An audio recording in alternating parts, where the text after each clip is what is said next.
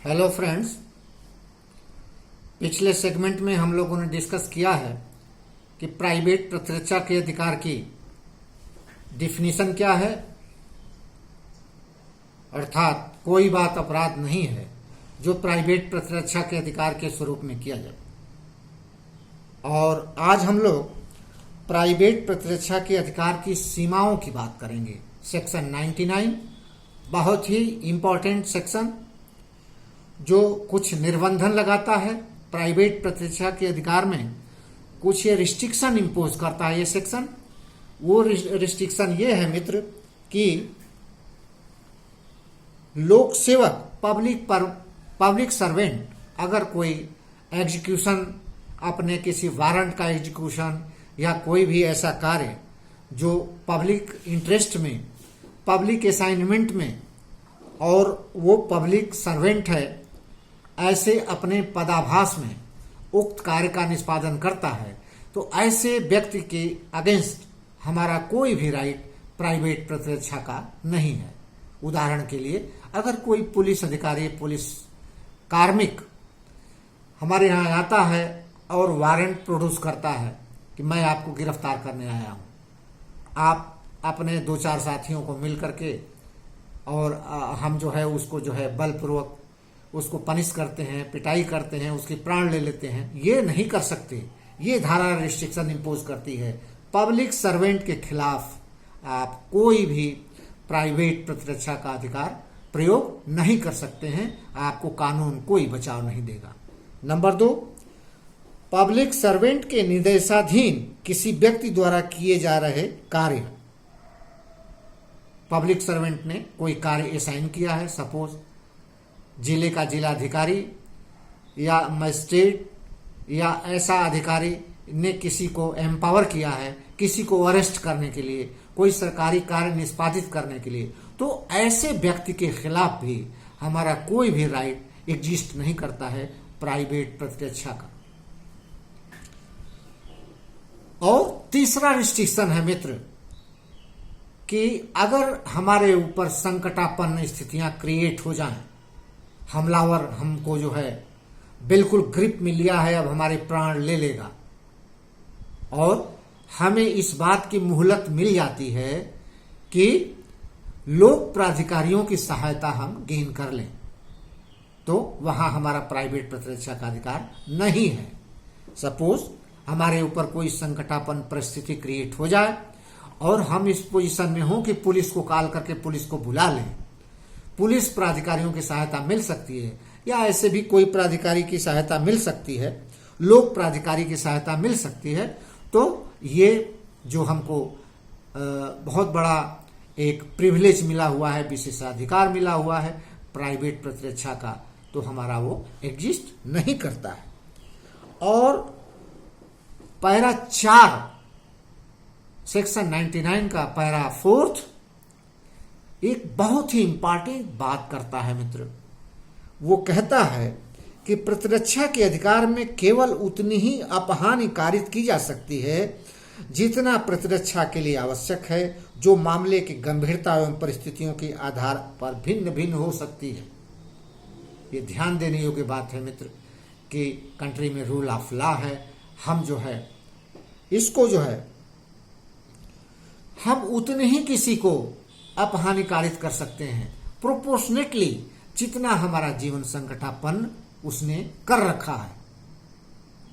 एक जो है मित्र इंपॉर्टेंट पहलू है, क्या है? अधिकार होना एक पहलू है, एक राइट हमारा है, एक पहलू है, लेकिन सीमा के भीतर दूसरा पहलू है। ये अधिकार हमको सीमा के भीतर प्राप्त, सीमा के बाहर प्राप्त नहीं है।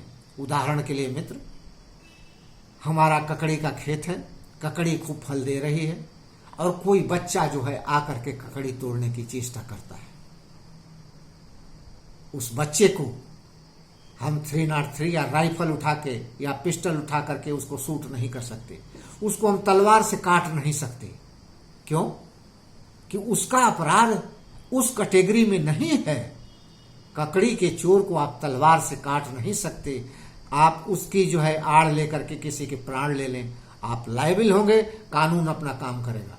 तो ये जो प्राइवेट प्रतिरक्षा की सीमा 99 का पैरा 4 जो है एक बात करता है, प्रतिरक्षा के अधिकार में केवल उतनी ही अपहानि कारित की जा सकती है जितनी की एट द मोमेंट नेसेसरी हो, एक्सीड नहीं होना चाहिए, अधिकारातीत नहीं होना चाहिए, और जितने आपको संकट है उतने ही अगले को आप चोट पहुंचा सकते हैं। तो ये हुई बात मित्र सेक्शन 99 की। और सेक्शन 99 ये रिस्ट्रिक्शन जो लगाता है वो कहता है ये रीजनेबलनेस की बात करता है, युक्तता। जितनी हमें संकटापन उस समय से स्थिति परिस्थिति बन रही हो उसी के प्रोपोर्शन हम किसी को जो है चोटकारित कर सकते हैं। पता चले एक चोर आपके परिसर में घुसा है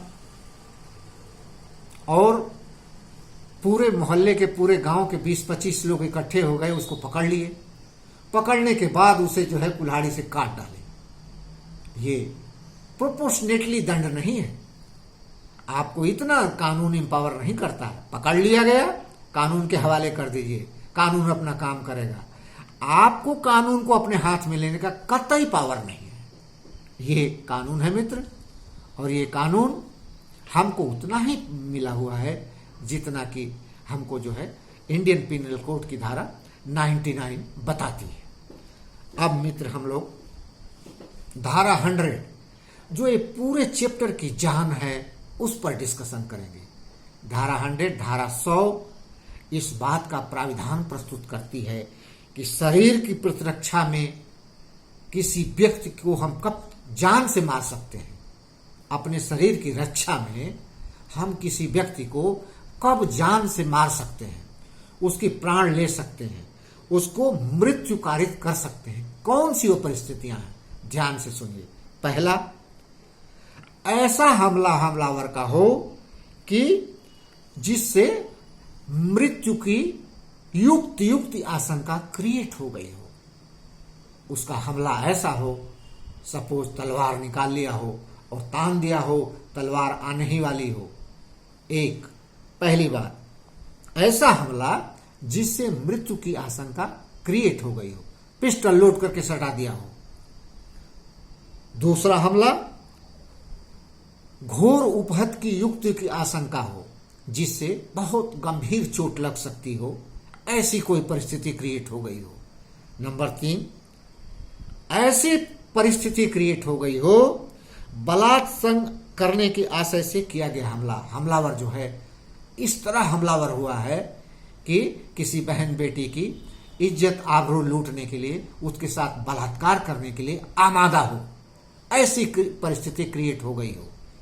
नंबर 4, प्रकृति विरुद्ध काम तृष्णा की शांति के लिए अननेचुरल जो है मैथुन, अप्राकृतिक मैथुन, गुदा मैथुन के कृत्य को निष्पादित करने के लिए ऐसा आतताई, ऐसा अत्याचारी, ऐसा आक्रमणकारी आमादा हो, ऐसा कृत्य करने के लिए अननेचुरल मैथुन। नंबर 5वां, ऐसे हमलावर के कृत्य से अपहरण और व्यपहरण की डर आशंका क्रिएट हो गई हो कि ये आतताई जो है किसी का अपहरण कर सकता है, व्यपहरण कर सकता है। तो ये परिस्थितियां क्रिएट हो गई हो। किडनैपिंग, एब्डक्शन, वो ऐसे युक्त तरीके से आमादा है कि किसी व्यक्ति का किडनैप कर सकता है, किसी व्यक्ति को एब्डक्ट कर सकता है। और 7वां एक नया प्राविधान आया है मित्र कि एसिड फेंके जाने का ऐसा कार्य जिससे बहुत तगड़ी चोट उपहतिकारित हो सकती हो। एसिड का नेचर होता ही है, किसी व्यक्ति पर फेंक दिया जाए पूरे शरीर को कतरे कतरे काट डालता है और वो इतनी भीषण दर्दनाक चोट होती है मित्र कि अब असह्य पीड़ा होती है। तो एसिड फेंके जाने का ऐसा कार्य घोर उपहत की युक्त आशंका उत्पन्न हो। तो ये 7 कारण है मित्र। इन 7 कारणों में किसी व्यक्ति की मौके पर मृत्यु कारित करना भी अपराध नहीं है।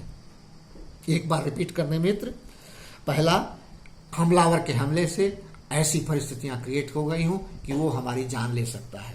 दूसरी परिस्थिति, ऐसी ऐसी क्रिएट हो गई हो कि कोई गंभीर चोट पहुंचा सकता है। तीसरी ऐसी परिस्थिति क्रिएट हो गई हो कि किसी बहन बेटी की आबरू लूट सकता है, बलात्कार कर सकता है, ऐसा हमलावर आमादा हो। नंबर 4, प्रकृति विरुद्ध काम तृष्णा की शांति के लिए ऐसा हमलावर आमादा हो कि किसी के साथ अप्राकृतिक मैथुन करने के लिए आमादा हो। 5वां है मित्र, किसी व्यक्ति का किडनैपिंग एब्डक्शन करने के लिए वह ऐसी परिस्थिति क्रिएट कर लिया हो कि उस व्यक्ति को अपहरण कर लेगा या व्यपहरण कर लेगा, किडनैपिंग एब्डक्शन। नंबर 6 है मित्र, ऐसे सदोष परिरोध के आशय से किया गया हमला कि परिरुद्ध व्यक्ति को आशंका कारित हो जाए कि वह लोक प्राधिकारियों की सहायता प्राप्त नहीं कर सकता। किसी व्यक्ति को क्रिमिनल ट्रेसपास कर लेना, क्रिमिनल ट्रेसपास करके उस व्यक्ति को एक पर्टिकुलर एरिया में परिरुद्ध करके उसको जो है भय कारित करना, कोई अपराध कारित करने की ऐसी आशंका हो, और ऐसे क्रिमिनल ट्रेसपास किए हुए व्यक्ति को अब कोई किसी तरह की जो है लोक प्राधिकारियों की सहायता प्राप्त करने की कोई गुंजाइश न हो। और 7वां, एसिड का मैटर हो कि किसी के ऊपर वो हमलावर जो है एसिड फेंकने का प्रयास कर रहा हो। तो ये 7 ऐसे कारण हैं कि शरीर से संबंधित क्षति कारित करने की परिस्थितियां हैं। तो ऐसा हमलावर जब शरीर के प्रति आमादा हो जाए, ऐसे हमलावर की ऐसा व्यक्ति जो है मृत्यु कारित कर सकता है, उसकी प्राण ले सकता है, उसकी जान ले सकता है, अपने इन 7 अपराधों के निवारण के लिए। बहुत ही ये धारा जो है इम्पोर्टेंट है, हमें एम्पावर करती है, हमें सुरक्षा की गारंटी क्रिएट करती है और हमें इस काबिल बनाती है कि अपने शरीर की रक्षा करें, दूसरे की शरीर की रक्षा करें और उस हद तक करें जिस हद तक उस समय परिस्थितियां हमको परमिट कर रही हो। ये हुआ मित्र। अब इसके आगे ये तो बात शरीर की हुई मित्र, संपत्ति की बात कर ली जाए। संपत्ति की सुरक्षा के लिए, हमारी संपत्ति हो किसी की दूसरे की संपत्ति हो, उसकी सुरक्षा के लिए अगर कोई हमलावर आमादा है तो उसके भी जान ली जा सकती है, उसके भी प्राण लिए जा सकते हैं। ये जो 7 हम लोगों ने इंग्रेडिएंट डिस्कस किए वो शरीर के थे। अब हम लोग संपत्ति की बात करें। संपत्ति में पहला जो है अपराध लूट का है। अगर कोई अपराधी हमारी लूट, हमारी संपत्ति की लूट के लिए हमलावर हुआ हो। नंबर 2, रात्रि गृह भेदन। रात्रि गृह भेदन यानी शाम को सूर्यास्त के बाद और प्रातः सूर्यास्त से पहले, ये जो काल होता है कानून की नजर में ये रात्रौ गृह भेदन की संज्ञा दी गई है इसको। तो रात्रौ गृह भेदन का अपराध कोई हमलावर करने वाला हो। नंबर 3, अग्नि द्वारा रिष्टि। किसी टेंट, किसी रिहायशी मकान, किसी रिहायशी परिसर में अपराधी जो है आग लगाने की चेष्टा करने वाला हो।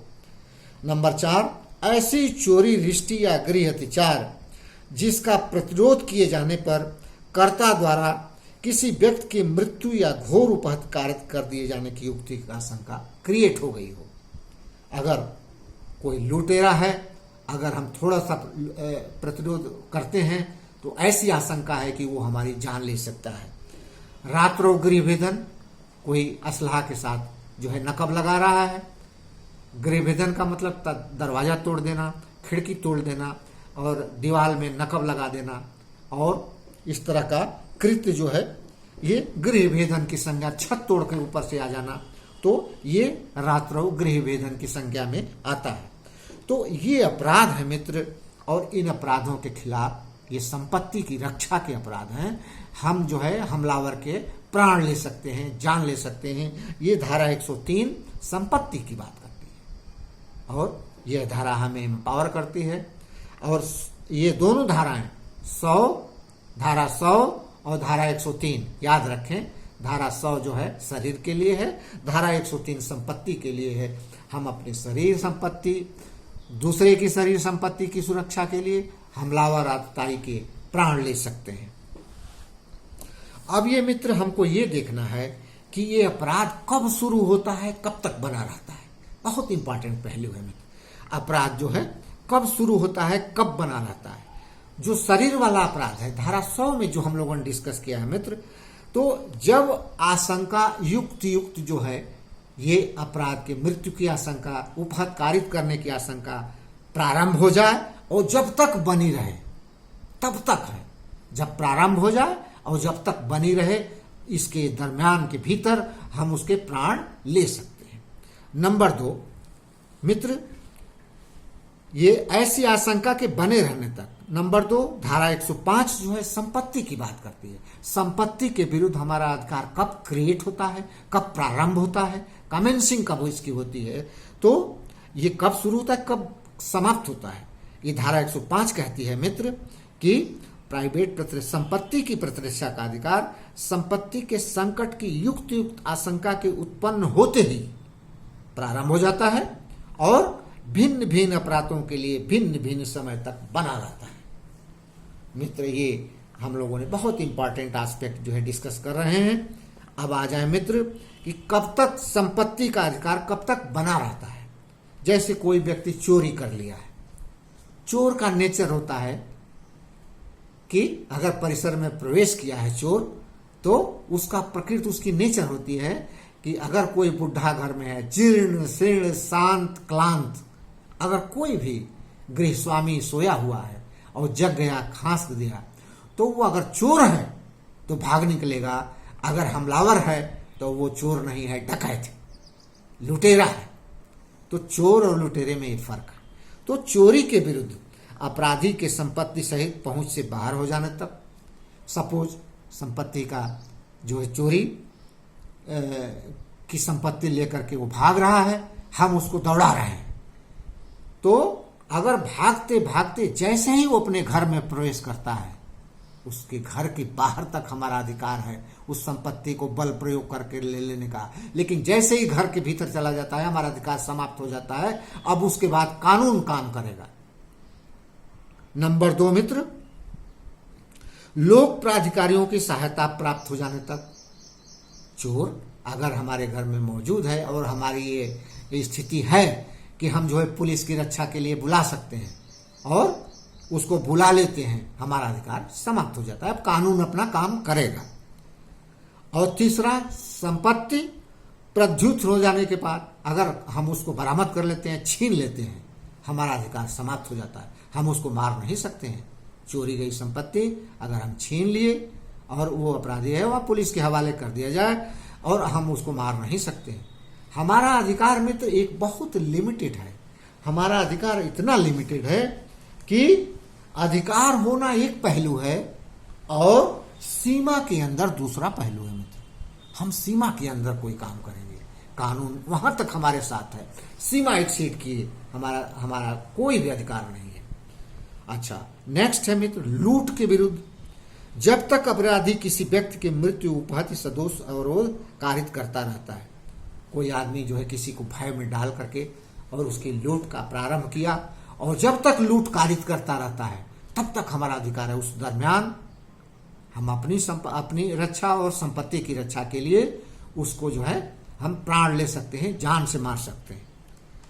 नंबर 3, क्रिमिनल ट्रेसपास और रिष्टी के विरुद्ध। क्रिमिनल ट्रेसपास, अपराधी अत्याचार या रिष्टी कारित होने तक बना रहता है। हमारे परिसर में घुस गया है क्राइम करने की दृष्टि से, तब तक और रिष्टी कारित होने तक। सपोज माचिस की तिल्ली लगाया और हमारी गेहूं की जो स्टोर की हुई फसल जो है रखी हुई, माचिस की तिल्ली लगाया, अभी वो लगाया नहीं है, आग जली नहीं है, उसके बीच और जलाने के बीच, इस बीच तक हमारा अधिकार है। और जैसे ही लगा दिया और गेहूं का स्टोर जलने लगा, हमारा अधिकार समाप्त हो जाता है। ये अधिकार अब कानून काम करेगा। तो ये रिस्ट्रिक्शंस है मित्र। तो ये है। और रात्रि गृहभेदन के विरुद्ध, सपोज वो जो है नकब लगा रहा है, हमारी दीवार को पीछे से खुदाई करके घुसने का प्रयास कर रहा है, खिड़की तोड़ रहा है और उसको हम बल प्रयोग रोक सकते हैं, अंदर ना आए। सपोज नकब लगा चुका है, गड्ढा बना चुका है और उसमें जो है मुंह डाल करके अंदर की आने की पोजीशन में है। हम अपने घर के अंदर से उसका मुंह जो है दबा देते हैं, दबाए रहते हैं।